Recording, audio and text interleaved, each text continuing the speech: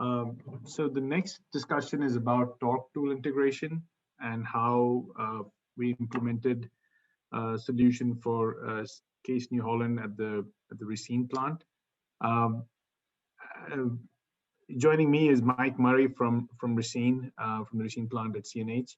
And Mike is having, because of the Zoom restrictions, is not able to share his screen. So what I'll do is I'll share my screen with the presentation. I'll walk through a few introductory slides, and then I will let Mike take over. So with that, let me share my screen.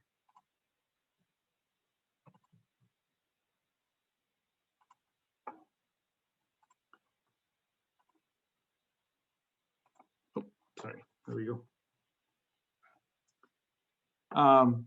So if everyone's able to see my screen, I'll just jump into this. So the topic is about torque tool integration. As I said, this started as a project at the Racine plant in CNH. So I'll briefly introduce how this works, and then I'll let Mike take over from there. So as we've been talking all day, Proplanner shop floor execution solutions. We talked a little bit about the and-on dashboard. We talked about how configured work instructions are viewed at Terex just now. Another aspect of the shop floor execution solution is torquing. So with us being uniquely positioned to know the activities being performed at a unit level, at a station operator level, that it makes us the right tool or the right medium to communicate that information to the device that the operator is using to torque the unit, torque parts to the unit. So before I get into that particular discussion, just a quick background of Proplanner at CNH Industrial. So CNH is our oldest client. We've been working with CNH since 2006. We started at the plant in Wichita, Kansas, and now we have grown to over 16 plants worldwide across all the different regions. The key features in use at CNH, just a quick run through of those. We manage the EBOM MBOM relation in CNH. So we receive ECOs, we update the MBOM, we push that MBOM over to MRP. We manage change workflows, so any kind of change, whether it's engineering driven or shop floor driven or ME driven, manufacturing driven. I mean, we manage the workflows of that, informing all the different groups within the organization of that upcoming change. Of course, we do the process planning at CNH, so creating the lines, the stations, and the work within those stations. We are also doing PFEP at CNH at almost all the plants in North America. So this is planned for every part. We have a presentation later this afternoon, but basically figuring out how to deliver parts to the stations through different delivery methods. We do scheduling at CNH also, so we help them with orders from MRP that have not been scheduled yet. We schedule them on a daily, monthly, weekly basis and update MRP again. I think the reason, just a quick point on scheduling, is the reason we have scheduling at CNH was again to help with the whole process planning aspect of it. The sooner we know what demand is coming, the better it is for folks who are trying to plan out the month, the year, the quarter, I mean. And so the more they know about the demand, even though it's not scheduled yet, the better it'll be for their process planning and especially line balancing. Then of course we're doing time studies and we're generating work instructions for the line. So that work instruction is really the angle that we took for torquing. So just a history of why we were being considered.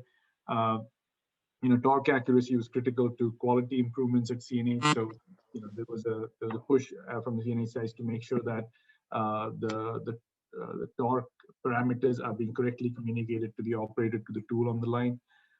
We were selected as a part of that communication because we had the knowledge of what the operator is doing at the line, what processes they are following, what tools they're using, what parts they're consuming.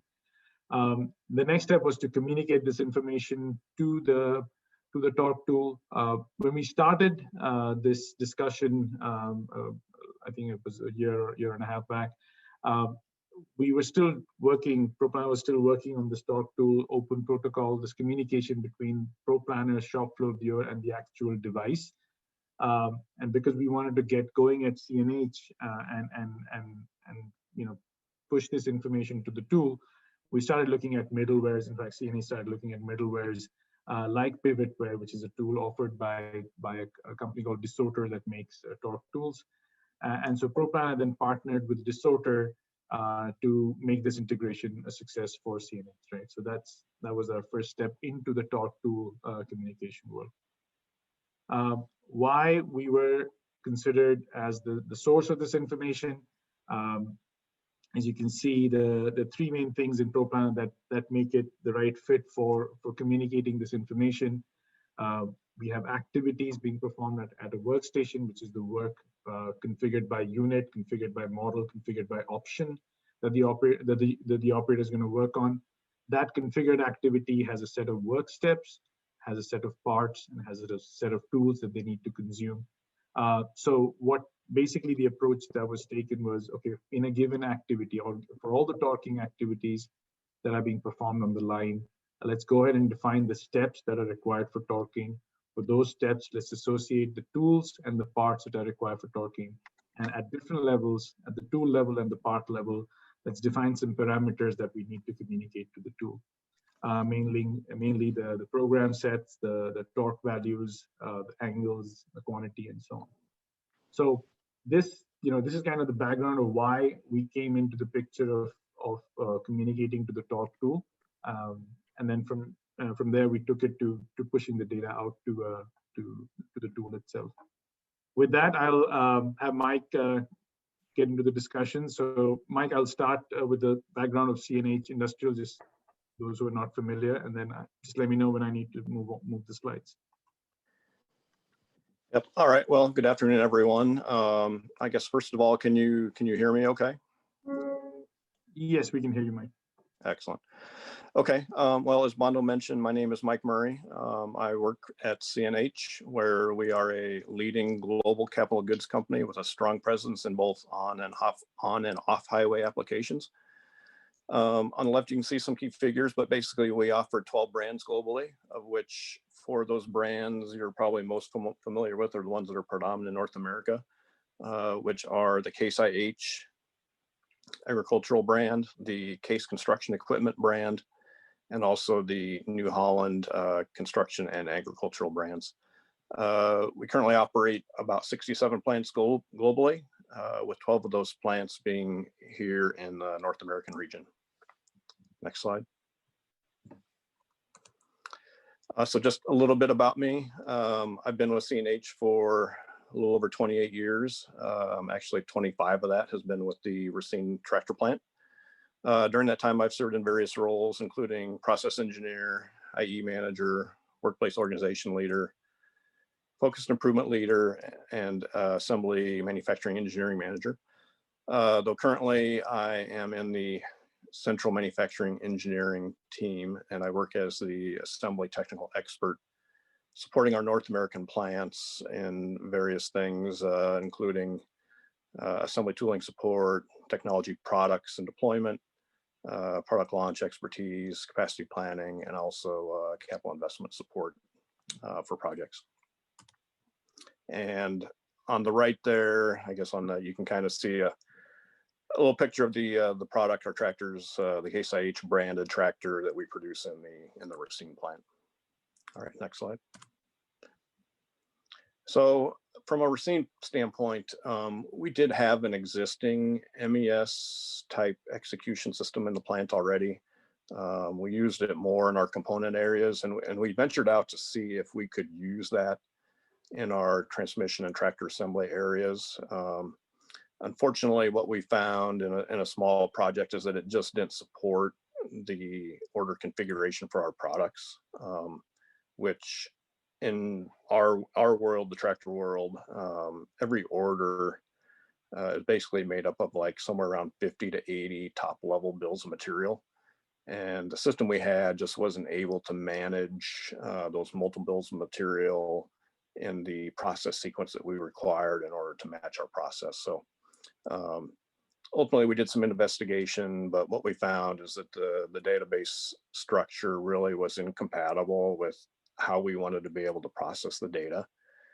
And ultimately, it also had the secondary impact with our manufacturing engineers is that not only did we have to maintain our process data in Proplanner in order to be able to manage our time standards and our line balancing, but we also had to manage and maintain the process data in this other MES system.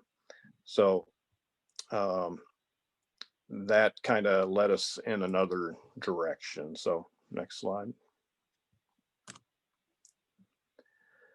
So as I moved into central team, for quite a few years, I'd been looking for just trying to find a good small execution system that we could use for assembly process control that better aligned with the process data as it does in Proplanner, where basically we manage it at a station level.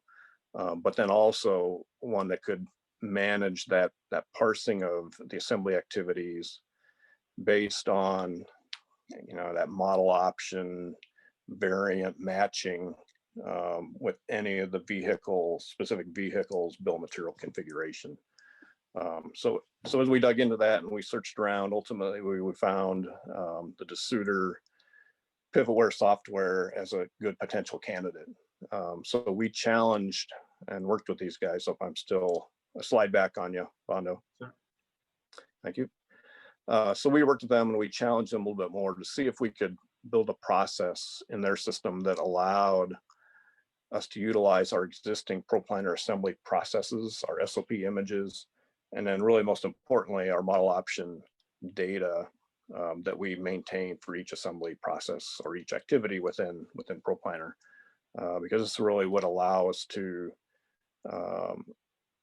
allow our existing assembly process maintenance to be completed, continue to be completed solely in Proplanner and not really having to do any of it in Pivotware. And that was one of my ultimate goals, was to make sure that we didn't create you know, a duplication of effort. We wanted to be able to maintain all of our process data in one system, and that would be Proplanner. All right, next slide. So as we started to work with DeSutter, really one of our first steps was really to confirm that it had the capability to select from a data file a specific orders assembly process data, and then execute the appropriate process steps regardless of the process type. And so for the Racine plant, there was really 5 process types that we were looking to try to integrate that communication trigger from Proplanner to the execution side on the shop floor to be Pivotware. So the 5 process types that we were interested in were process verifications, pick-to-light processes, tool fastening processes, data entry, and then also the ability to communicate with PLC machine controls. So following that verification, there was actually several trials, and we confirmed that it would indeed do what we wanted it to do. And so following that verification, we set forth a Proplanner to develop those extra data fields that we needed to support those types of process steps and all of their data points. So Bondo alluded to some of these already, but basically we incorporated torque and angle minimums, maximums, and target values, tool and socket PFEP values and batch count, asset names, PLC and pick-to-light input values, and also the process step type definitions. So all this work inevitably culminated in the creation of a Proplanner CSV output file containing all that relevant vehicle data, assembly process data, fastening data, verification requirements, and information for the SOP image, path and file name. And then all this information is displayed for the assembly operator as each unit enters the workstation. So next slide. So this is just kind of a high level view of the system architecture, the plant, how kind of everything works. So it starts with our MRP system. Obviously, it kind of transfers the the actual line sequence as well as order data into Proplanner. And then I'm going to mix up the bullet numbers here a little bit, but inside Proplanner, really the first thing that happens is obviously the manufacturing engineer on a daily, weekly, monthly basis is updating all the relevant process data based on any ECOs or requested changes that may come through, and even the line balance data. And once they're to the point where they want to basically send that to the shop floor, the trigger for that is a trigger that's already there in Proplanner, which is the publishing process. So the manufacturing engineer will then publish the work instructions at a time that he sees fit. And so then the next step, which is bullet 2 on here, is ultimately the creation of the CSV file, which occurs through an SQL job that for us, it runs every night. But we also have that option of being able to push it manually whenever we need to. So what this SQL job does is basically it references the last set of published work instructions and then compares it against the status of existing units on the line to only send the data that we need for each specific order to each assembly line's output file. So once it's there, the pivot workstations on the shop floor will refer to each of those CSV output files as needed as the unit enters the workstation. And then for bullet point 5, what it does is as it works through each process, it will go out to the local file share and pull the Proplanner SOP image for display for the operator at the workstation as he works through his process. All right, next slide. So ultimately, this is what it looks like for the operator. This is the Desuder Pivotware software as displayed in the operator screen. And so what you can see here at the top is in the very top center is the unit's order number. That's the A194297. Directly below that is the activity description. And this data comes from the work step field in Proplanner that is specified by the engineer. Directly below that is the SOP image that is maintained inside the Documents tab of Proplanner, and also doubles as the same image that is used for SOPs and other, hard copy type work instructions, or even for shop floor viewer. Then as you move over to the right-hand side, the 5 gray boxes, the top one you may not be able to read, it's the PSET. So that is that 37 is the PSET value that Pivotware is reading from that output file and then communicating to, in this case, the STIC tool controller to execute the fastening processes. Directly below that is the batch count field with a batch value of 6. Next one down is number of attempts. That's more of a Desuder controlled value. And then below that are the torque and angle boxes. Unfortunately, this screenshot's a little bit old, but in today's version, we provide references to the min, target, and maximum values for torque and angle. And that is basically it. But basically, what we have in Pivotware is a standard set of processes that each station utilizes in order to be able to read the data from the output file and trigger the appropriate step type, depending on whether it's a fastening step, verification step, pick to light, or scanning, or the other item. So that is basically it for me. I will pass it back to you, Mondo. All right, thanks, Mike. So the last thing that I wanted to talk about is where we are heading as in terms of communicating directly to the tool. As I mentioned earlier in this presentation, when we started at CNH, we didn't have this piece developed, and We had to go through a middleware like pivotware for the communication, but this is something that we are actively working on. We are trying to directly use the torque tool open protocol to communicate our torquing instruction or torquing details from the Proplanner shop floor viewer to the tool. And if Dave, if you're on, do you mind talking a little bit about this? Yes, I can do that. Can you hear me all right? Yes. Yeah, so the concept is just very similar to what you saw. Pivotware is obviously has a pretty rich command set. In fact, Open Protocol, which is a standard interface to talk to torque tools, has many commands. In our first iteration, we're really supporting these basic commands, which is essentially to enable the tool, to disable the tool, to set a parameter set, which is essentially a torque profile, and to set a job ID, to get a tool status, which basically says, is the tool available or not, and then to get data about the success of the last tightening event, which is essentially two things. One is success or fail, and the other one is a data set related to what the parameters that the tool saves for the tightening event. So obviously enable and disable tool are outbound events, and whether the tool is enabled or disabled is the tool status event. So those are pretty hopefully simple to understand what those mean.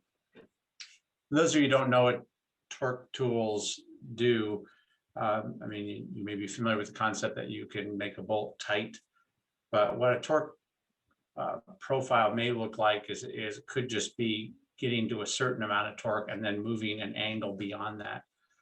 It could also involve moving to stepped up torque. So I might go to 30 foot-pounds, then I might go to 50, and then I might go to 80, and then I might add 30 degrees on top of that. So my point is that a torque isn't just, setting your tool to a particular value. And that's what basically is happening when we have these tool sets, is that each tool kind of has this command set that it knows how to perform. Now the tool is programmed directly with these tool sets.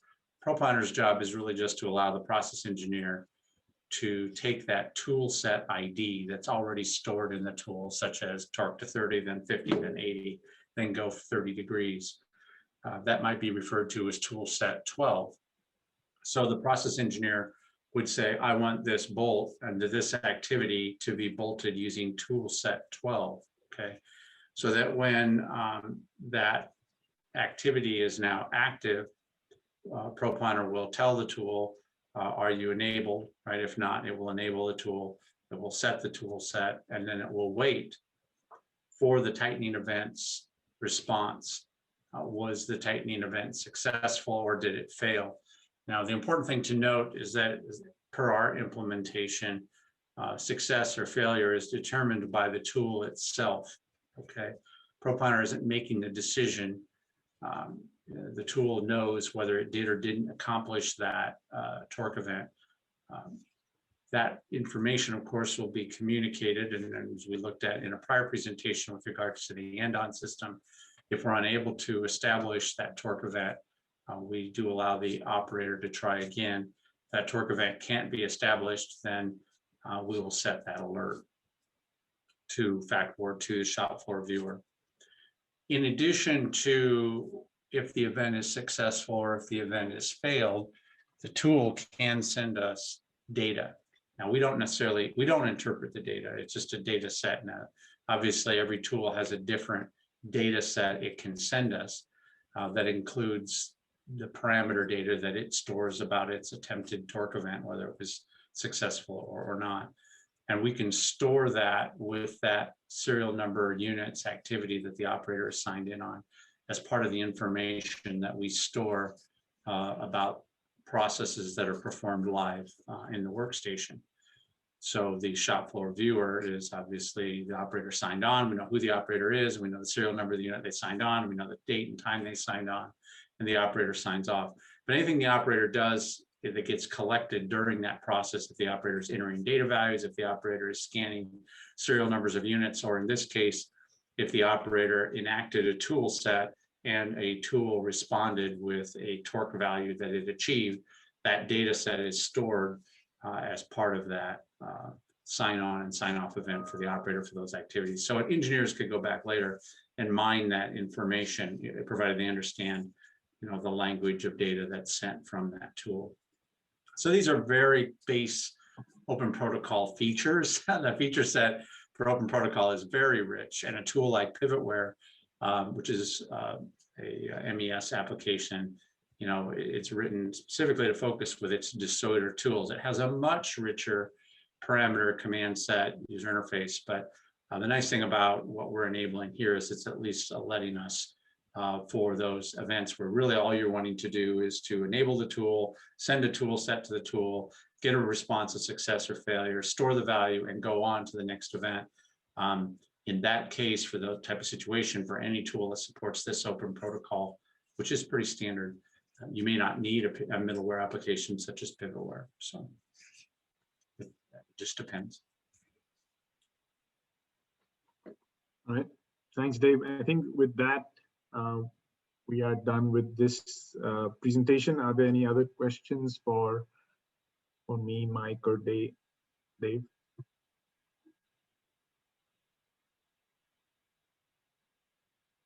It doesn't look like there are any questions as of now. If you do have a question, as always, click the raise hand button and we'll allow you to be able to speak. But for now, it looks like we're good to move on to our next presentation. So with that, I'd like to introduce Dan Miner with Proplanner, and he will go over our MES software solution. Yeah, thank you.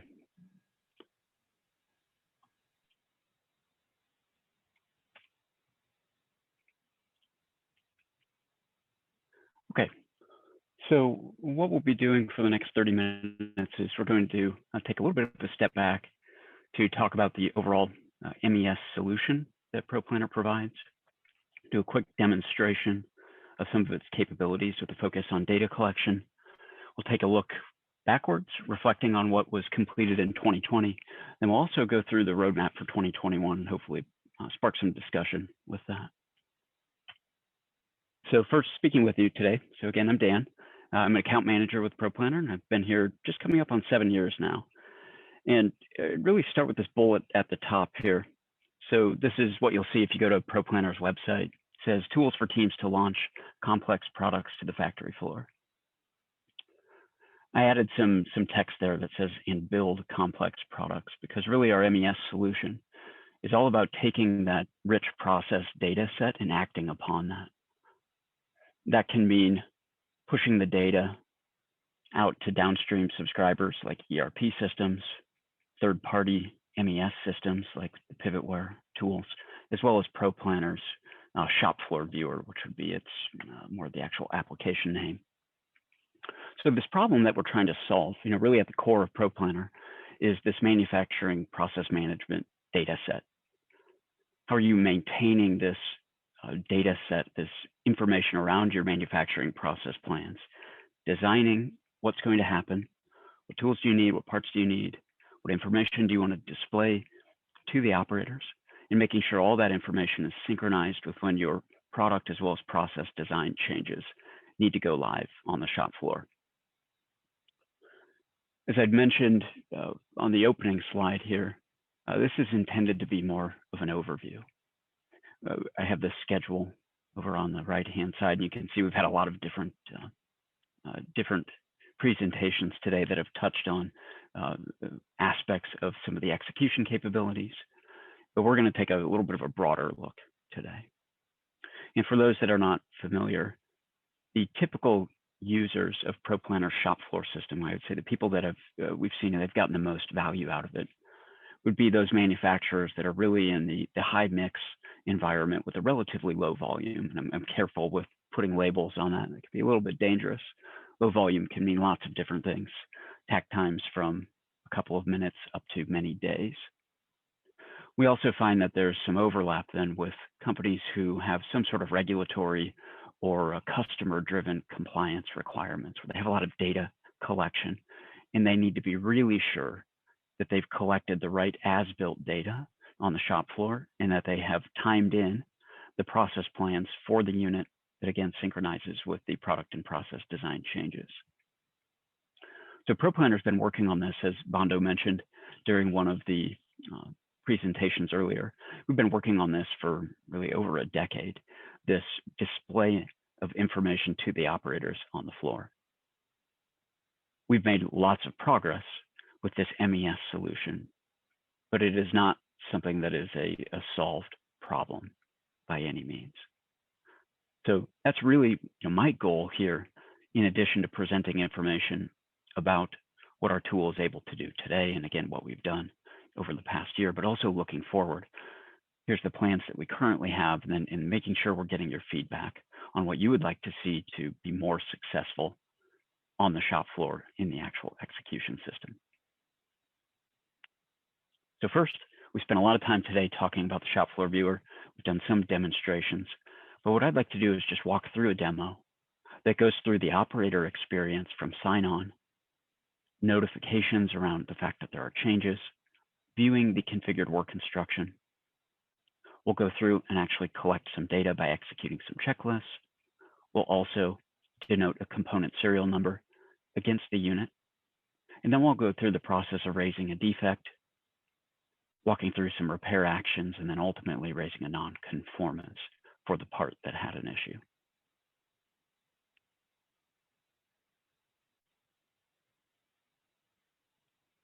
Okay, so opening up my shop floor viewer, first thing I need to do is I need to tell the system who I am and where I'm working.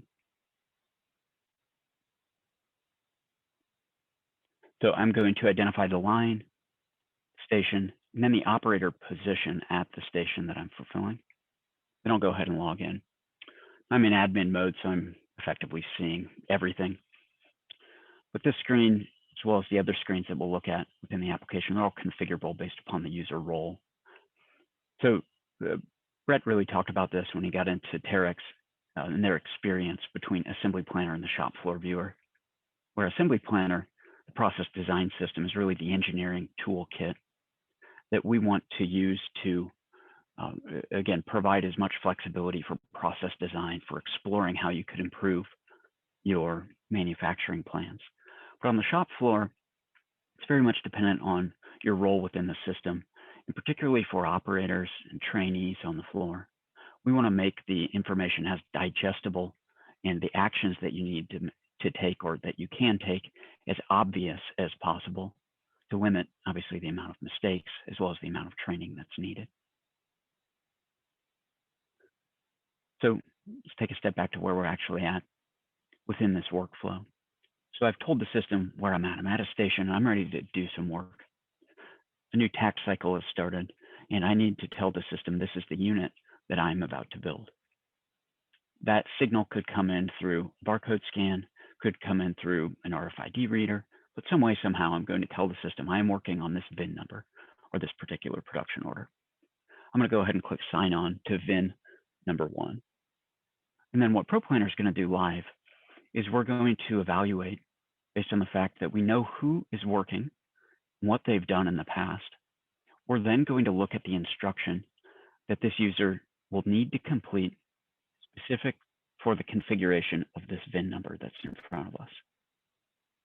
And we can see that there are 2 different change notes that this user needs to sign off on, or they need to acknowledge prior to actually completing the work. And we're not going to let them do anything against the unit until they have acknowledged this. So I'm going to go ahead and acknowledge that I've at least read these, then I'll move forward. Now I've gone into a screen that's called the process tree. And what the system is doing here is it's giving me a preview of both the work that needs to happen in the future, as well as it's giving me status information for work that has already been completed. And here I'm starting from scratch. I'm the first station, first operator, so I need to get into it. I can select the activity, and then I can select sign on. And as we're doing this, we're beginning to record lots of data around what the operator is doing.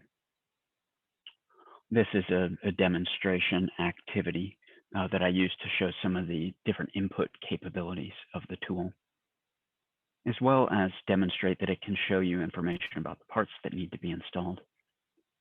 And then based upon the configuration settings of the tool or of this particular screen, we can control which of the tabs displays and the overall look and feel. So here I can see that I can have a group of different work steps that need to be completed. I can see a list of the different components that need to be installed, aggregated by the parent assembly, as well as I can see the list of tools that I need to complete this process. Over here on the left, probably most obvious, I can see the images associated with the steps. And as I move through the steps, the system is going to highlight the specific work step that that image is associated to. Here, what I can do is I can provide some direct numeric inputs. I also have basic checklist controls for pass fails, yes, nos. And then we really won't get into deviations during the discussion today. But if I need to associate that a deviation should be tied to this particular unit, I can do that through this data collection control. When I click the next button, the system is going to validate all of my inputs. It's going to make sure that we are cleared to complete the next activity and we're good to go. This activity has two different types of data inputs.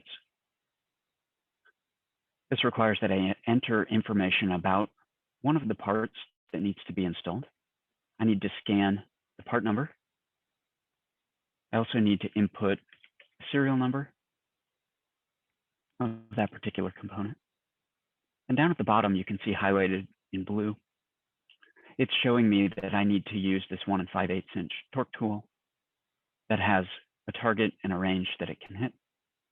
And this blue highlight is intended to be associated to this blue highlighted part number that I can see up here. Now, this is the manual entry mode, where really any USB or serialized device could enter the data into this text field. I'm going to go ahead and enter my value. Okay, so now the system's going to validate all my inputs, so on and so forth. We move to the next activity. If I jump back to my process tree, I'm able to see the overall build status. Green means good. So I've completed my first two activities.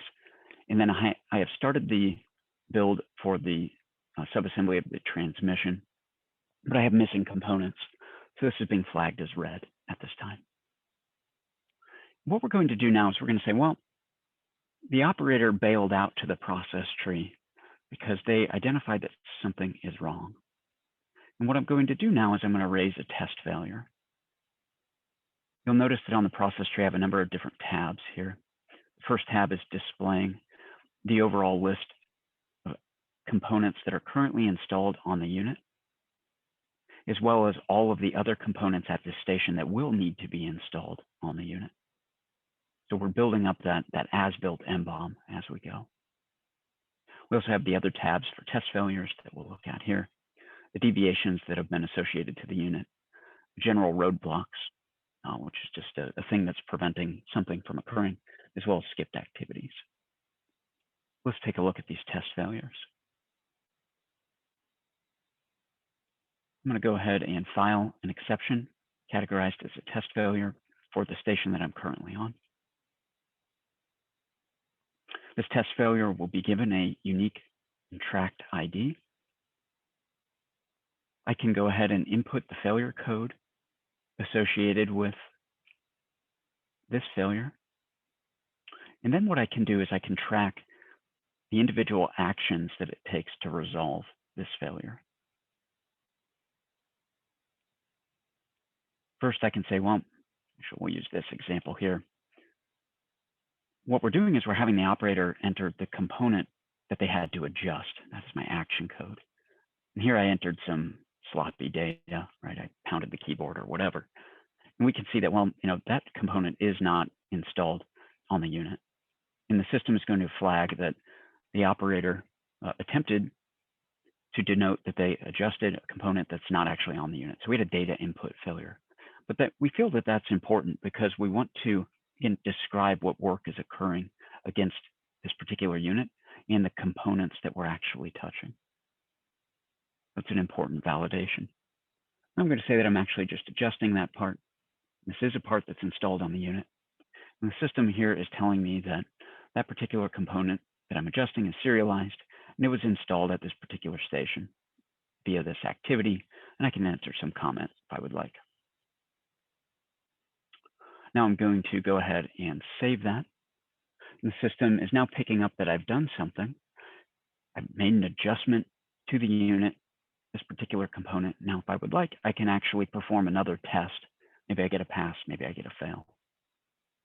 But instead of performing another test, I might see that that adjustment did not fix my issue. I can tell that because I'm an experienced operator.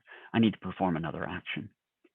So now, instead of just adjusting that part, I'm actually going to replace it.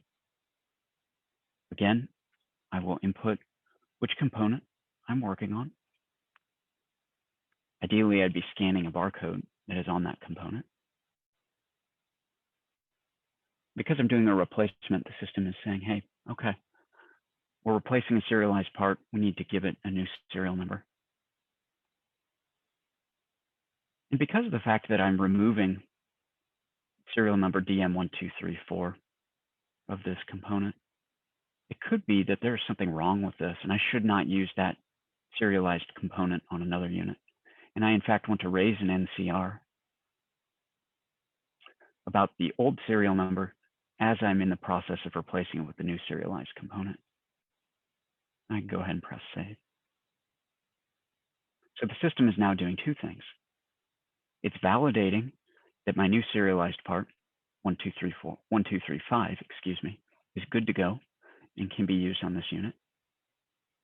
And it's also verifying, or excuse me, filing the non-conformance associated with the original serial number, 1234. From here, depending on my role within the system, I have the ability to then complete some different actions as a part of this tracked test failure object.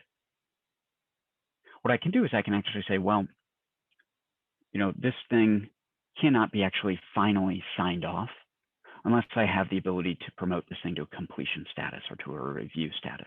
So maybe I'm a repair operator and I can promote to a review state, but the repair operator is not privileged to promote to complete, and that has to go to QA. So you can imagine that via these events, we have the ability to then provide different users with different work queues. So now if I'm in a hospital or rework station fulfilling the QA role, I come to the process tree, and I'll then see the status of the various test failures that have been filed, and I can see those that are in the review state. That's my work queue. I need to evaluate the work and then bump it to complete if it's good to go, or demote it back to an in-process state and send it back to the repair operators. So that non-conformance that we'd filed, now noted over here, waiting for the non-conformance workflow to be completed within Proplanner so that you can then really initiate the disposition review process or the creation of the disposition for that individual component. Okay, so that is what I wanted to go through as far as the quick demonstration, some of the shop floor viewer data collection capabilities. And we'll go ahead and jump back into PowerPoint. Okay, so take a step back here and reflect on the work that was completed in 2020. So at the top, really summarizing the major themes if I look at what we worked on over the past year. And the first is consolidation, meaning we took different branches of the shop floor viewer that kind of specialized in different functionality, and we brought those together under one common main branch. And as a part of that work, we also enabled single sign-on capabilities, actually both on the assembly planner side, as well as on the shop floor viewer side, really pushing the authentication of the users into the system outside of Proplanner into your corporate IT groups, really, so they have control over who can get into the system. And as a part of this, we also significantly modernized the technology that's being used, moving to what's called an Angular technology. So I group all of these together because they were really completed in one push. And those of you that are using the shop floor viewer today, either with single sign-on implemented, or even the older branches that's undergoing its last and final builds here over the next month, what you would have been able to see is that we were able to introduce many features that were sprinkled across many different branches. We were able to bring those into the common main branch and deploy those to many different companies. So really kind of enhancing the different capabilities that were out there. So I have listed at the bottom a wide number of the major changes that were implemented over the past year, some of which that were part of the consolidation, and others that were brand new features that were introduced for the past year. And I bucketed these into 4 different themes. So the first theme, looking back over the past year, was related to improvements in the overall just work instruction, kind of that core capability within the system. We've improved our ability to link out to external systems in a couple of different ways, but notably providing a per component hyperlink back to some external system if you need to get some part specific data, maybe a drawing that is not within the Proplanner system. We've also added a number of extensibility capabilities in terms of being able to adjust when you look at reports, which fields you want to see, which fields you want to have both on your main work instruction screens or different exports that are available within the system. And then we addressed, I think, one of the kind of common pain points for people that utilize the single work step per page view, as we call it, so that we're kind of consolidating the parts list so that you don't seem like you have a duplicate parts list. So we hide the basic parts.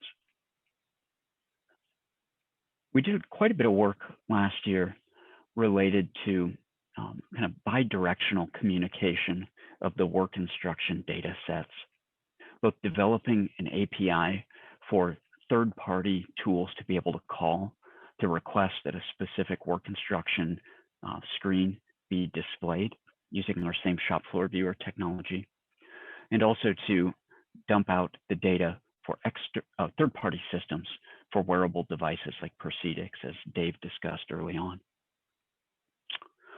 The next bucket that I'll hit on is related to kind of process tracking and what the operator is doing, again, from a process standpoint, which is kind of different in my mind from the serialization and history collection about the unit itself. So we've added more capability to control kind of how you navigate within the system, which screen you go to after you click sign off or after you sign on via the build list. And really the theme here, both with the navigation controls as well as process tree configuration and just the overall custom field extensibility, is we're trying to take the configuration of the system out of the code and into things that are configurable either by the system super users via the admin screens or by somebody like myself as I kind of help you with the configuration of your system. Trying to make it so it's a no code based modification that can drastically modify the user experience and how different types of users within the system are able to navigate your data sets. Finally, one of the big ones that was actually originally developed, frankly, due to security requirements, we migrated the old Windows mobile PFEP application for Kanban and kitting execution. We migrated that over to an Android-based system, and now that's it's just a much more modernized and much more secure way of executing that process replenishment. Shifting over into some of the as-built data collection about the unit itself, hit on a couple of key points here. So we have kind of uniquely in Q3 of this year developed a workflow with one plant in particular that had a need for operators to be able to select or associate option codes to a unit at the station. That's a need that in nearly 20 years we hadn't seen before. There's always new things that come up for sure. But we really are now enabling operators to select certain option codes at the sign-on process to adjust the configuration of the unit, and therefore the list of parts, tools, and activities that they'll need to complete. We also completed a major project related to archiving based on snapshots of the unit BOM and the overall unit configuration, and then moving that data to a Cosmos DB located on Azure. Finally, there was quite a bit of work over this past year, as we just had a whole presentation on, related to integrating with this Pivotware system to feed a robust MES tool with the process data that it needs to complete the process. Finally, on the issues management and QA side of things, as we discussed in the call earlier today, we have completed the deployment of the Andon system as a part of the FactBoard application. And I think you'll be seeing, as I'll touch on the next slide, more work this next year that improves the kind of upfront configuration of that system, the portability of data between the shop floor viewer and FactBoard, and just really making FactBoard more of a kind of a core functionality within the system. Okay, so looking again at the 2021 roadmap. So the Angular migration work is actually being completed as we speak, moving over some of the remaining dashboards that exist within the shop floor viewer. What that will mean is that for all builds, starting in Q2 of this year, you won't be seeing the ASPX pages anymore. So the shop floor viewer is going to have the same unified look and feel across the board.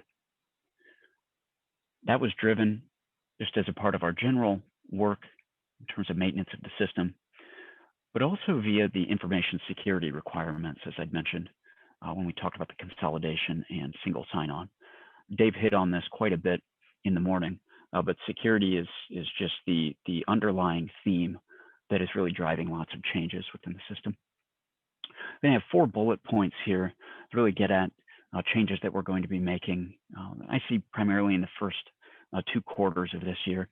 First one being plugging in a virtual build CAD viewing capability into the shop floor viewer. That's come up a couple of times today. We are also going to be migrating some of our MCO approval workflows, specifically for work instruction release and approval processes, to a web-based system built upon our existing shop floor viewer architecture. Additionally, increasing the capability for generating PDF-style reports and data dumps out of the shop floor systems. And as I'd mentioned just a minute ago, a more robust relationship between the shop floor viewer and FactBoard for overall line statuses as well as Andon capabilities. And then I have the big one at the bottom, kind of a couple dots later. Timing is a little less clear on this one. As Dave mentioned, it's a kind of major focus for him personally this year, but this more direct relationship between devices on the floor, that torque tool integration via the open protocols, and just the overall strategy related to the Internet of Things. And then the big one that I'm kind of thinking about all the time and really just trying to get as much feedback as possible.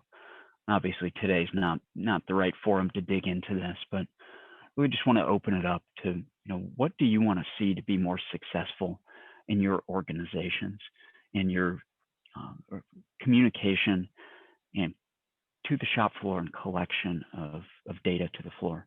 To make your operations run more smoothly, right? That's kind of the end game here. Things like better communication of what skills are needed to do the work, tracking training, communicating documents, SOPs to the operators on the floor that are outside of the work instruction. Even Brett touched on during his work instruction review, the ability to associate images related to defects or change requests. Those of you that have used the Pivot Grid export tool inside of Assembly Planner, it's something I'm personally very optimistic about, that overall workflow and toolkit, bringing that to the shop floor. And then finally, one that we've been kicking around quite a bit over the past couple of months is having kind of predefined routings related to repair workflows. So lots of stuff going on related to the MES system and that communication of the process data to the shop floor and feeding that shop floor data to other subscribers. So hopefully this was helpful in understanding where ProPlanner's been and where we're going over the next year. Okay, so open it up for any questions at this point. We don't have any raised hands now, but we did have a question in the chat from Kyle. Okay. Kyle asked if you were able to attach 2 tools to an activity, specifically torque wrench and backup wrench. Got it. Yes, you can. You can do that. And I think it'd be good to work through with Kyle and kind of how he wants to view the instruction. Because I think where our questions come in is, okay, you know, in Assembly Planner, you can model that, no problem. How do you want to communicate that to the operator so that it makes sense to them? And what does it look like on the shop floor viewer? So that's a great point to bring up. Okay, anything else? If anyone has any other questions, please feel free to click the raise hand button. Otherwise, we will keep moving on to the next session. Great, thank you. Thanks, Dan. Okay, so for our 2:30 session, Bondo will be presenting over logistics and PFEP from Proplanner. So Bondo, feel free to take it away.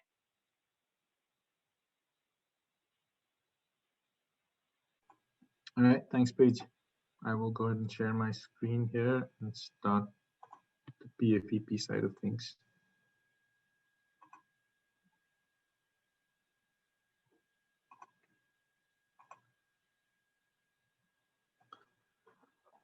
Okay, so as Dan was mentioning earlier, that this is a area of the application that we've added to in the last year, especially with moving the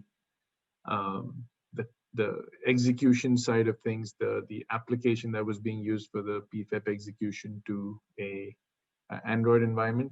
But before we get into that, I just wanted to basically go through the entire PFEP process in Proplanner and explain how this works, and you know, touch upon the points of why there are many of our clients and customers are asking for features in PFEP, asking for the PFEP system in general. I think if you were in the morning sessions, you would have heard Andy from Lilium talk about uniqueness of Proplanner of having both the process planning solution and plan for every part of PFEP put into the same system. So kind of dwelling onto that and explaining why folks are looking at our solution, what features it has to offer, how it works, and then I will end with the new application that we have developed. So what is PFEP? You know, PFEP is plan for every part. It's a lean manufacturing terminology being used with many of our customers now. It's basically an in-house definition. Definition of in-house logistics, right? So what parts are you receiving? Where are they being received? Where are they being stored initially? How are they being moved to the line? Are there intermediate storage locations that they go through? And then finally, how do you deliver them to the line? You just directly put it on a cart? Is it a call made by the line? Is it a periodic delivery, and so on? So basically, all of those definitions that go into managing parts and their delivery to the line fall under this PFEP plan. You know, typically a part will, as I said, visit multiple locations. I mean, multiple delivery methods, from carts to containers to pallets, trucks, and so on. So we define all of that, right? We're defining the locations, we define the delivery methods, we're defining the storages in between. To do that, Proplanner currently supports 2 different types of call methods. One is a direct call made by the line, which is your Kanban, where, you know, someone on the line is requesting for a replenishment of a set or fixed amount of parts based on a bin being empty or a couple of bins being empty. And then the other one is a scheduled delivery, which is kitting, which is more configured to the unit being built, and the delivery of these kits to the line are time bound or have a periodic repetition tied to them. Along with the delivery methods and delivering the parts to the line, we also have some tools that help you track your entire PFEP process. So we have the scheduling of the carts. And we have dashboards that tell you the status of picks, of deliveries, of transits, of skips, and so on. We allow you to print report labels out of the system for tracking your carts and your containers. And then, of course, we report all of this data so that you can do more analysis on how your entire process is working. The backbone of this is obviously our assembly planner system and our shop floor viewer. This is something that you've been seeing all day today. Is we have multiple execution systems from the add-on system to the torque system to configured work instruction, MES capabilities. But the eKitting and eKanban also kind of falls into that, especially eKitting. The whole point of configuring a kit for a unit and then scheduling it so that it delivers on time before the unit actually arrives at that station on the line is key in terms of making sure you have a smooth manufacturing operation. And that's where this execution bit of PFEP comes in. As far as why we have this system or what drove us to include PFEP as a part of our solution offerings, as we've been talking, our system is primarily a process planning tool that lets you know what processes to conduct at different parts of the line at different stations. Each of these processes we've been talking about all day consume parts. Well, what does consume parts mean? Each of these processes call out for parts that need to be present in order to complete those activities. That demand of parts by unit at each station is kind of the reason why we went into PFEP as a company, right? We knew that with the detailed process plan that are taking place, are being defined at each station, we will have an idea of what parts are required at each station. We are configuring the process by unit, so we are model option mapping those processes, and we are saying exactly which activities to be conducted on the line for the unit that's coming down. So we will have an idea of what parts are required for each of those units. So that's kind of the driving force behind why Proplanner has a PFEP angle to it, has a PFEP solution being offered. In general, so the data was always there in Proplanner to justify having the PFEP module. But one of the main reasons that we went this route is obviously, with just-in-time delivery of kits and making requests based on when parts are needed, you're minimizing the inventory on the floor. You're not holding on to thousands of parts on the floor and just because you'll need them in the next week, in the next month, in the next planning horizon. You are minimizing the inventory of the floor. So you're freeing up space, and not only space, you're just not holding on to thousands of parts that you don't really need at that point. With the eKanban eKitting system, you're tracking those parts, where they are, where they went, how they got delivered to the line. We are accurately calculating the requirements on the floor with us knowing what units you're building, the schedule of the units, the part requirements of each unit. We are relying on the MBOM, on the bill of material that's in Proplanner, to tell you exactly what parts you need on the floor. So it's not someone creating a pick list or a list of parts to be delivered to the line. It's relying on the bill of material and using that as a backup, as the back end, to calculate the part requirements on the floor. And that's the next point, also configuring the kits by units and delivering just exactly what's needed. Quality improvement, as the operator is not second guessing on what parts they need to pick. When you deliver a kit to the line, and if it's unit based, then you have exactly the set of parts that are required by the operator for that unit. So you're not having to guess which exact board to use or which exact hose to use. It's all there in the kit, the operator can make the decision of exactly what parts are needed for that unit. We are calculating requirements of the part. So, since we know the units that you're building and we know your schedule, we can calculate how many parts are required for the given planning horizon, and then you can bounce that off of MRP and see if you have all the parts necessary. We can even start flagging which units we see on the line, on the schedule, where you'll start running out on particular parts, and start providing those warnings to the logistics engineers. So that's another benefit of having the PFEP system. We can easily manage schedule changes. So if today you are seeing a problem with the part of the line, or if you have a problem with a certain supplier and you're not getting your parts, and you want to move your schedule around, pull units out, put other units in their place, you can easily do that, and the system will just show you the picking related to those units that are in schedule next. So we're not publishing any information about this is the sequence of units, therefore this is how you need to pick. We are doing this on the fly based on whatever units is scheduled next. So that makes managing schedules a lot easier overall. You're not restricted to a predefined set of units. Of course, by having a scanner app, we are not showing a paper or a list of parts for the operator to pick. I'm talking about the folks who pick the carts. The scanner app guides the picker to the right locations in the warehouse where they need to pick the parts from, and ensures that they pick the right part by scanning it. This reduces the errors in part picking, therefore improving the quality of the parts that are being sent to the line in terms of eliminating picking failures. So that's another reason having an electronic device that tracks what parts you're picking. It makes it a lot easier and a lot more accurate for the picker, and reducing paper overall, doing everything electronically.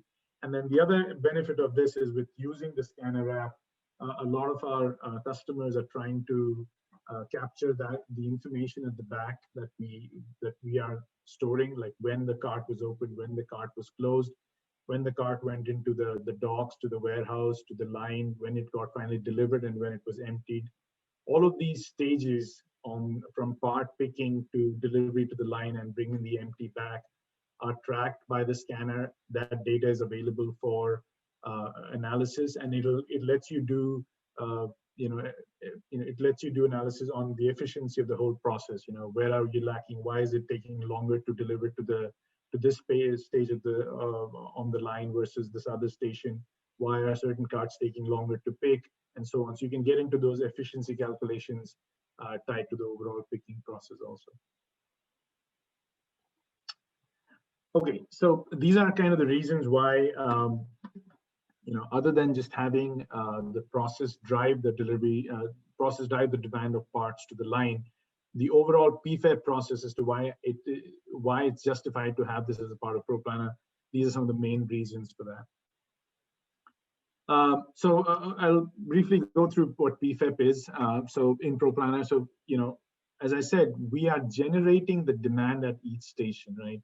By knowing the processes that take place at each station, we are saying, okay, for these processes, this is the net set of parts that are required at each station. If you saw the TEDx presentation today, that was one of the very important things for them to know, is the part list at each station, right? So that's what we have with our process plan. Well, we're taking that part list and we're giving it a home in terms of delivery to the line, right? So we're defining what containers and carts you need to deliver it. We're defining all the locations, which are not only station locations or stations on the line where the parts are consumed, but warehouse locations, supermarket locations, transit locations, and so on. So you can build all of that in our PFEP system. You can define supply systems, which is a key element, and I'll discuss that later here. But supply systems are basically methods of replenishing the line. You could have a Kanban system, you could have a kitting system, you could have direct outside vendor to the line. You can have a unit kitting, which is a kit that gets added to the unit as it moves along the line, sequenced, and so on, right? So you could have multiple means of delivering the part to the line, and that's where supply system comes in. It's you defining those different replenishment methods to the line, and then you could have multiple kitting systems and multiple Kanban systems and so on. but the supply system is what, puts all of that together and defines, what part it is catering to and what kind of a system it is. We have methods in vendor management. So if you're tracking your forklifts or delivery methods to the line, you can define them in PFEP and use them as a part of your part plan. You can even go and say for direct to the line parts, or you can manage the vendor content also. And some of this is imported from MRP or can be imported from MRP if we have the right interfaces. The last 3 lines here about the actual work. So part plans is where you define the whole history of the part from where it came in to where it was consumed on the line. One part could have multiple consumption points on the line. One part could potentially have multiple delivery mechanisms to the line. So part plan is where you go in and you define the entire movement of the part from receiving to consumption. Material class determination. This is your ABC analysis.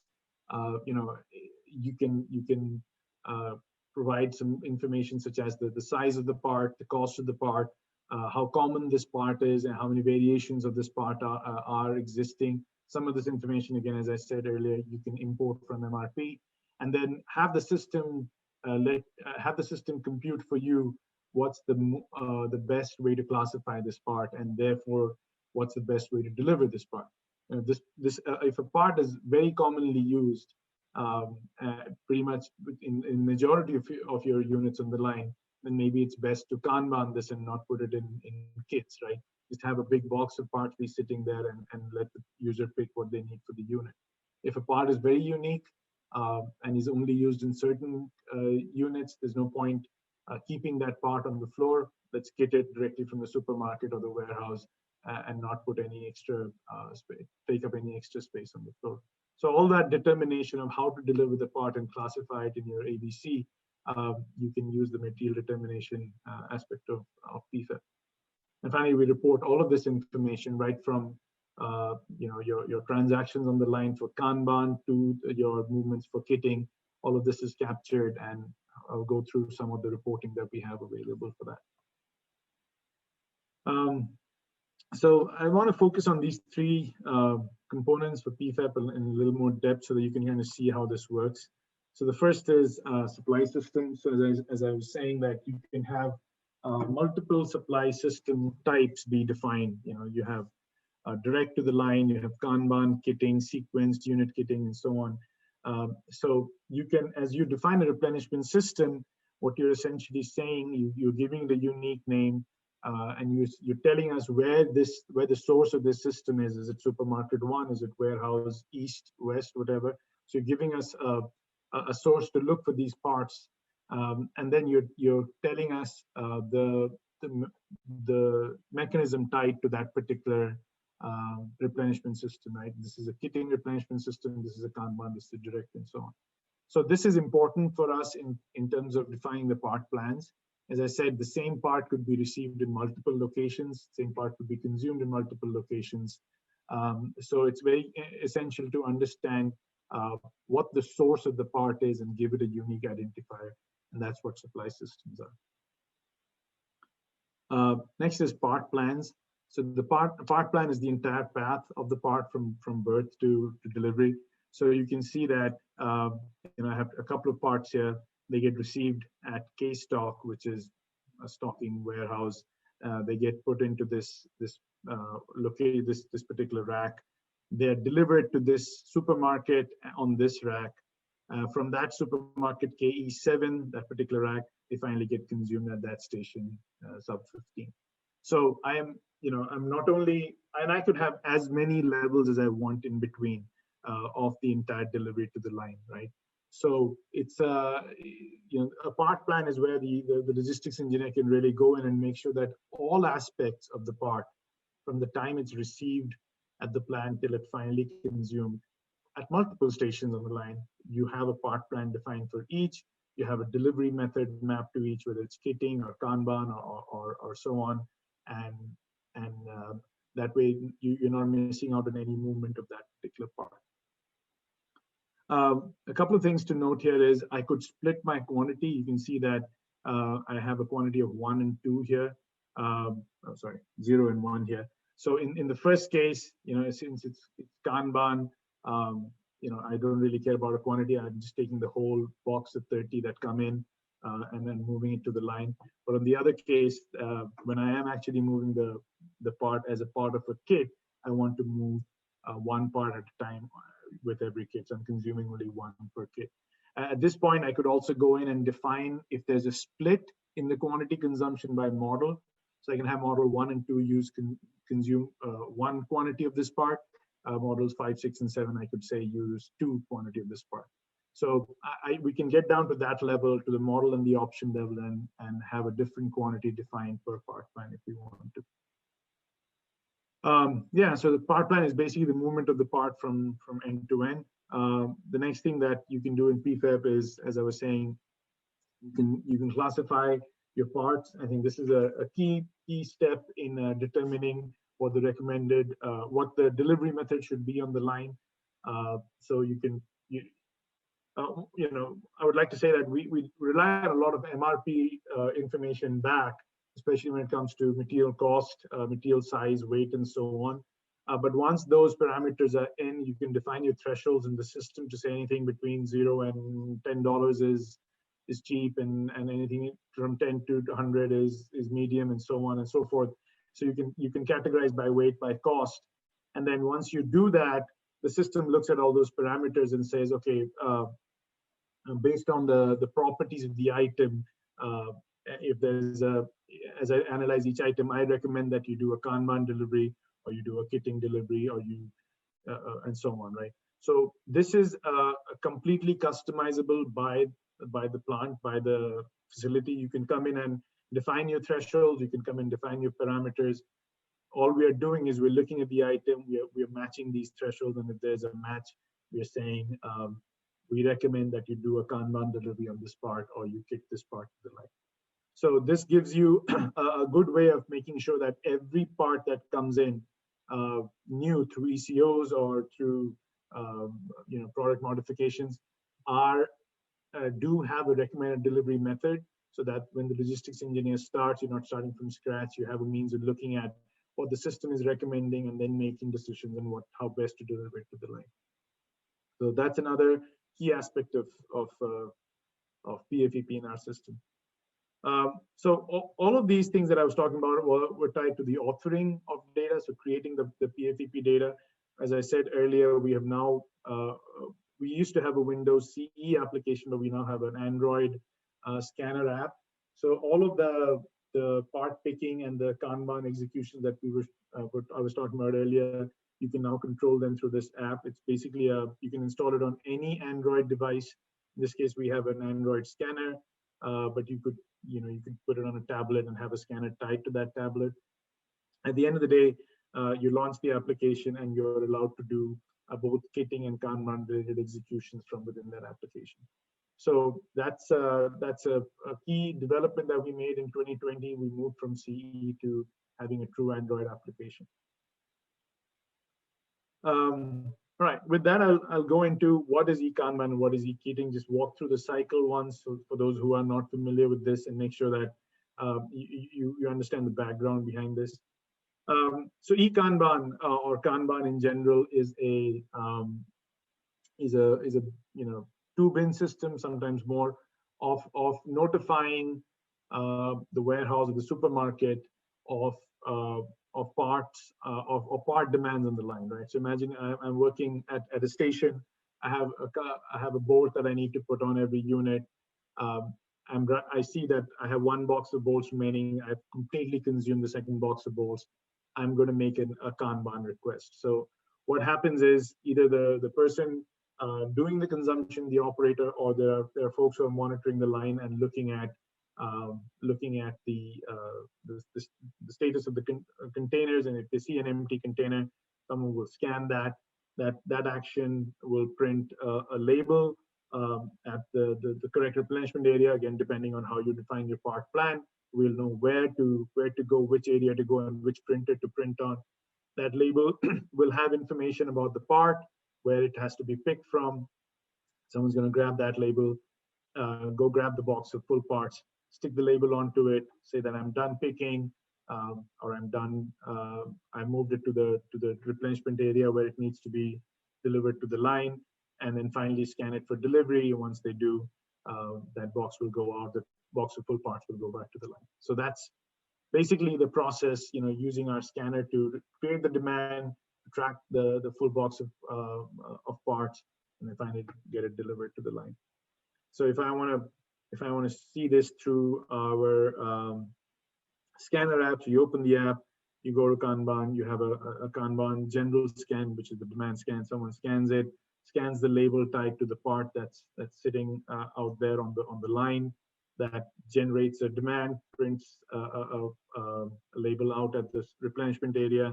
Someone goes in and finds that particular box, says, I'm going to release this box.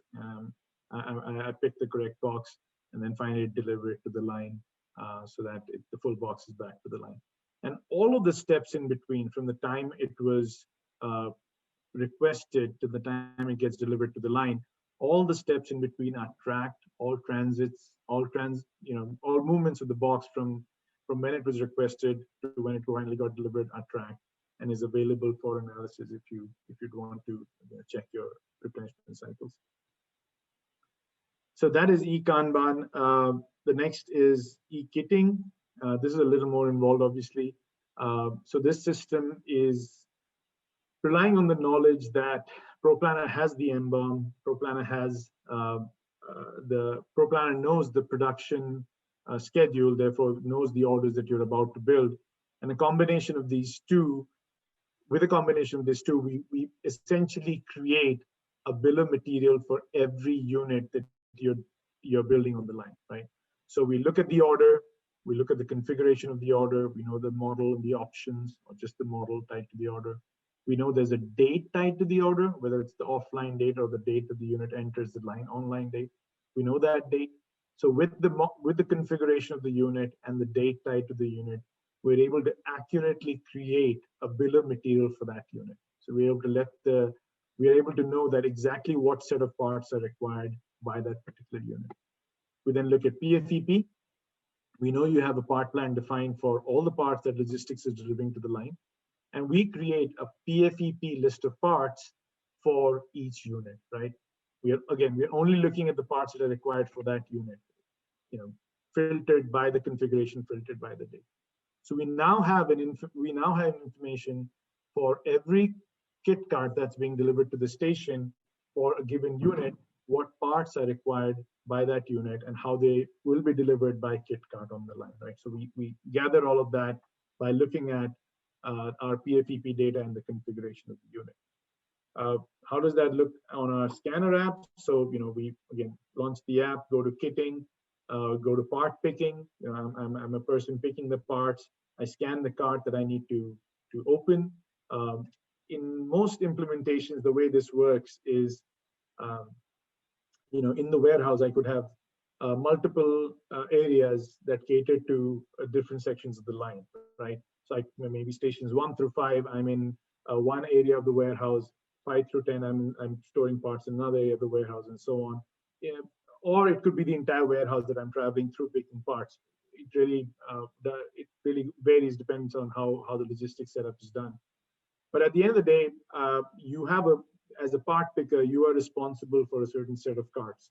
You go to those carts, you scan that cart that's in front of you, and based on what's on the schedule next, we show you what parts you have to pick for that particular cart. We give you the part number, its description, where you need to go to pick that part, which rack and which slot, which units you're trying to cater. You could have a single unit cart, or you could have a multi-unit cart. What's the quantity split across all those units? So how many parts are you picking for each of those units? We show you an image of the part, so kind of poke your process to make sure you're picking the right part. Again, giving you a visual. And then we are also asking you to scan the location or the part number that you're picking, depends on a configuration here, so that the part number that's up above, you pick that right part or you picked it from the right location, right? So all of these checks are done before the part picker can actually place the part on the cart, right? You take your scanner, you go to your location, you find your part, you scan the location or you scan the part number. Before that, you look at a visual to make sure you're picking the right part. And once you're done, If everything matches, we let you pick that part. So that's essentially our way of making sure that on the picking end, we are minimizing the errors or any issues that may arise due to incorrect parts by showing the visual, by requesting scans of the part number or the location, we're kind of ensuring that you're picking the right part for this particular cart. So, and there are multiple functions here. As you can see that I have this, I have these two symbols here. So I can pause my picking at any point in time. If I'm supposed to go help someone else pick another cart because it's an emergency, I can do that. So I'm allowed to get out of the system at any point in time. The bigger feature here is this dash or this minus sign that you see here. That lets me say that, okay, I'm supposed to pick one, I'm supposed to pick 10 parts. I only see 5 in the bin in front of me. So I'm just going to pick 5 and move on to the next part, right? So that immediately creates what we call a skip alert in the system, so that everyone from the logistics engineer to the supervisor is made aware that there are skips that are happening for a given unit or units. And I'll kind of show you later what that looks like. But right off the bat, because that's a reality, I may not have all the parts sourced correctly to that location, or someone may not have done a replenishment of the picking area. In either case, I'm allowing the picker to skip, to pause, and say that I don't have enough parts, but yet continue picking so as to complete that kit cart. And again, it depends on the environment or on the customer, whether someone should be allowed to pick or someone should just stop until the set amount of parts are delivered. So the scanner app allows you to do all this. And as I said earlier, all of this is being tracked. All the movements of the operator are being tracked so that you kind of have an idea of the efficiency of the process as well. With every scan that you're performing, we have some dashboards, and the resolution here is quite high, but essentially what you're seeing here is each one of these columns is a cart. And the rows here are the slots in a given day. The red band is around the slot for the current time. So everything above that has been picked or is being delivered, should be picked or delivered because the current time of the day matches this slot. So if you see some reds, you know that there is a problem. Someone either picked a cart with a skip, or someone hasn't closed a cart that has been opened since morning.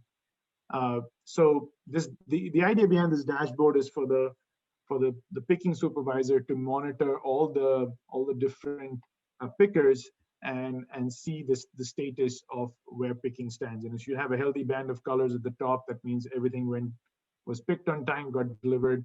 If you see some reds here and there, then you know you're having a problem. And this view, you can see that this view only has these 6 or 7 carts. The supervisor can have a view by line, by section of the line. So I'm responsible for the engine line. I'm going to create a view of carts that cater to the engine line only, although it's all being picked from this big warehouse. So I can select my view, and I can pick only those carts that are necessary for my picking, right? And I can kind of monitor those pickers and those carts alone. Along with that, there's another dashboard here, which is the delivery side of things. So, not only are we tracking the picking process, but we have transit scans put into till the cart is delivered to the line. So imagine if I'm in a warehouse where after the cart is picked, it's moved to the plant, it's signed off at the warehouse, it's received at the plant, it's kind of sorted at the plant and then moved to the line. All these steps in between till the final consumption of the cart, we can have transit scans, and then we can track the movement of the cart from when it leaves the warehouse till it gets delivered to the line. So again, we can track the cart movements that way, see when it went to transit A, transit B, transit C, till it was finally consumed or delivered to the line. So both aspects of picking and delivery are being tracked and are available as live dashboards for someone to review and refresh and to make sure that the process is on track. So that's on the kitting side. We also have dashboards on the Kanban side. So with every with every request that's made, you can see you can kind of gauge get an idea of how quickly your pans are turning from the time the part was requested to the time it was replenished and requested again. So if you analyze this information, you can get an idea of whether you need to increase your quantity on the line, whether you need to increase your pan size, or whether whatever you're doing now is adequate, or whether you need to reduce. Either way, right? If you're delivering too much and the requests are not happening that often. So same thing, with every scan that the operator is making on the line, we are monitoring that. We're displaying it on dashboards for your supervisor and the line leads to validate. Another report that I think is important from PFEP standpoint is looking at the impact on inventory, right? So how many parts do I need in this given planning horizon? What line is it for? What models am I building? What models and options? So again, given the fact that in Proplanner, we have the knowledge from MRP about your production schedule. We know what units you're building in the next week, next month. We can analyze the configuration of each of those units. We know the bill of material of those units. We know what parts are being delivered by PFEP, and therefore we can come up with a net quantity requirement for each of those parts. So as I was saying earlier, if you're looking at part shortages and whether you have enough in your transit or warehouse or on your line, you can run these reports and you can identify if there is going to be a shortage or not, right? So we roll up the quantities across the planning horizon that you're trying to look at. We know what parts are delivered for PFEP. We can add up the sum and we can tell you what the requirements are. As Dan was saying, we have pivot capabilities now in the system. This is a great example of taking this and comparing it to your MRP quantity data and see if you have enough or whether you're going to run out of parts in the near future. But this kind of reporting and export is available right out of the system. Another dashboard that we have is for skipped parts. So these are, if you recall them as talking about the scanner, if the picker does not see enough parts in the pan that they're supposed to pick, they can say, I'm going to skip. I only picked, made it easier for the picker to say, I only picked 3. So the skip report will, if I was supposed to pick 10, the skip report will show a skip of 7 parts, right? So and it's real time. It's getting updated with every scan that's happening on the line. Anyone can monitor this report and see what are all the skips and whether they're being taken care of or not on the line.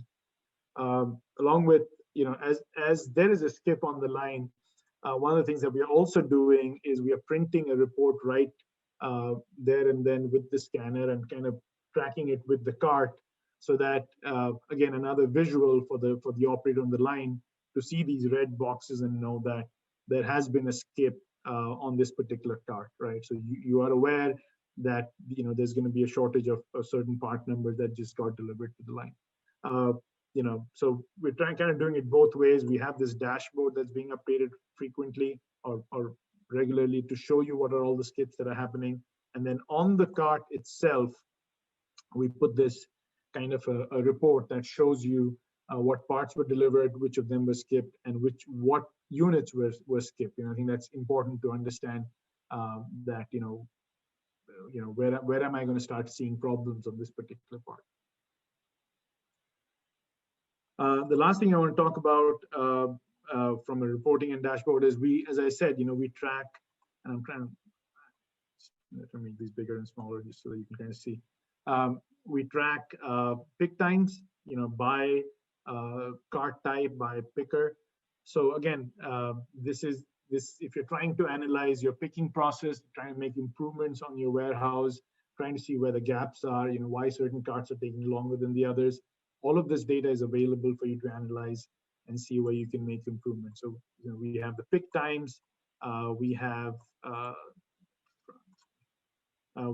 the the quantity per across your planning horizon to kind of see which days I have the highest quantity of picks, and how can I tackle that? Another information that you can use to plan your picking process and make sure you have enough manpower on those certain days for the picking.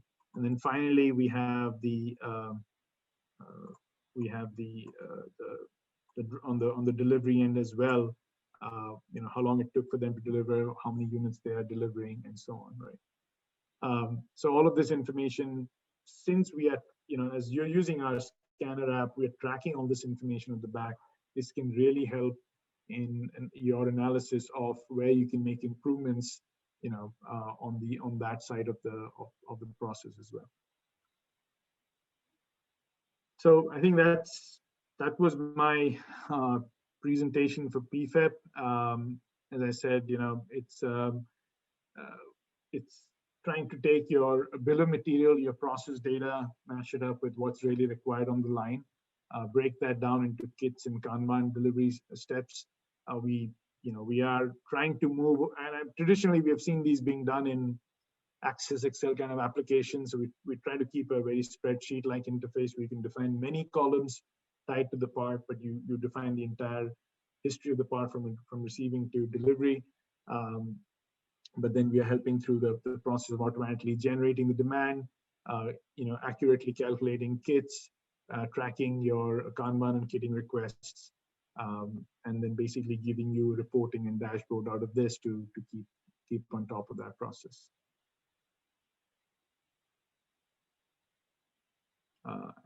Any questions? I'm going to stop here. Any questions on the PFEP process?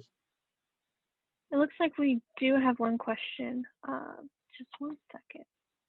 Okay, the panelist has been able, or the attendee has been allowed to unmute themselves if they're ready to ask their question. Hi, can you hear me?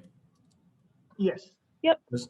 I have a question on this PFEP. So on the apps, for example, on our line side delivery, I'm talking about for like the small lot parts, like the tuggers. If we're running out of parts low, does someone have to use the apps at the line side to scan, and it sends a signal to the tugger driver, says he or she would have to bring an additional box of small parts?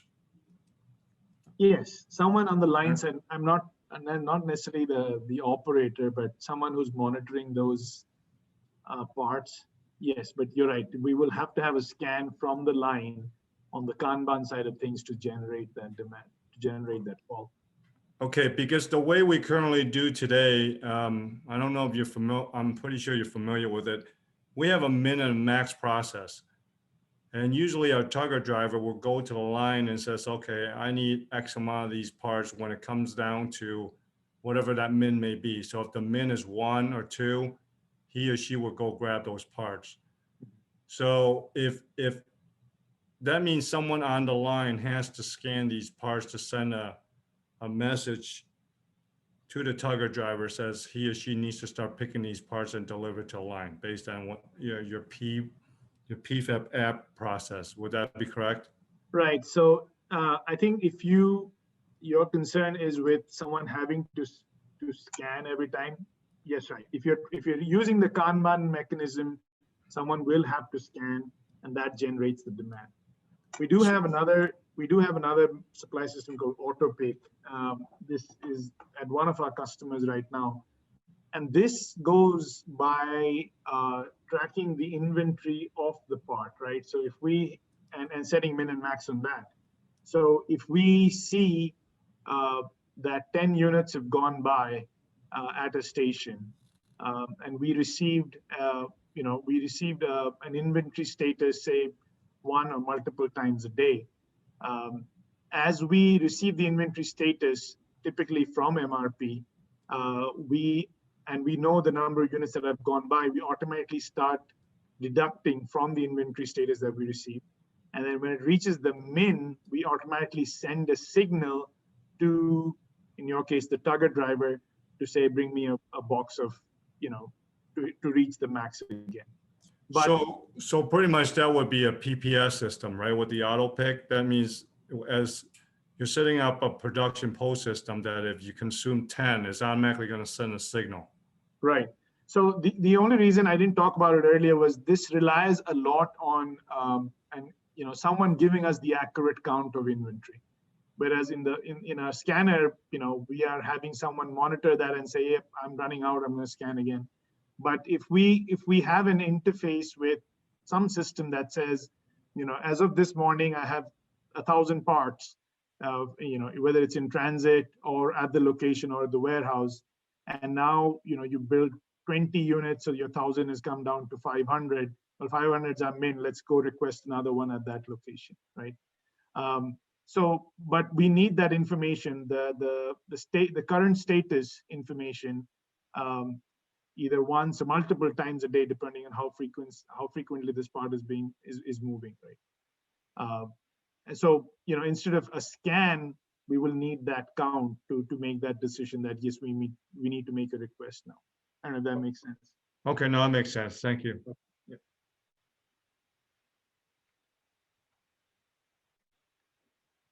I'm all set. Thank you. Welcome. Okay, it doesn't look like we have any other questions right now. Let me double check real quick. Yep. So if anyone does have any questions, as always, just make sure you click the raise hand button. But otherwise, we will head over to our conclusion. Thanks, Mondo, for going over both our logistics and PFEP along with our Kanban kitting. Thank you. All right, Dave, feel free to go ahead whenever. Okay, well, I'm not going to take a lot of time. I think there's been a lot presented today. I just wanted to summarize that the major initiatives that we had this past year was, the cloud. It was 3D. It was MES functionality and non-functionality. It was security. I think you've seen from many of those areas how that technology is finding its way now into our customers' hands. We got some great feedback at the conference here. I think about areas that we're continuing to push for. There's never-ending quest to improve and enhance line balancing and time estimation and the workflow between them. And of course, as you saw, we're doing a lot of work on the shop floor execution side, especially with DC torque tools. We'll continue to work on security and continue to really enhance our mission, which is, I think, really well stated. I really appreciate our first presenter who talked about the value of Proplanner being that efficient workflow from when products are launched to when we execute them on the floor. It's a never-ending journey where there's always things we could do to improve and to error-proof that workflow to make sure that new users can come in easier without as much training, and that new users are protected from doing things that could harm the data. So we'll continue to work on that. Once again, thanks everyone for your participation in making our first annual conference a success, and we hope to see you again next year.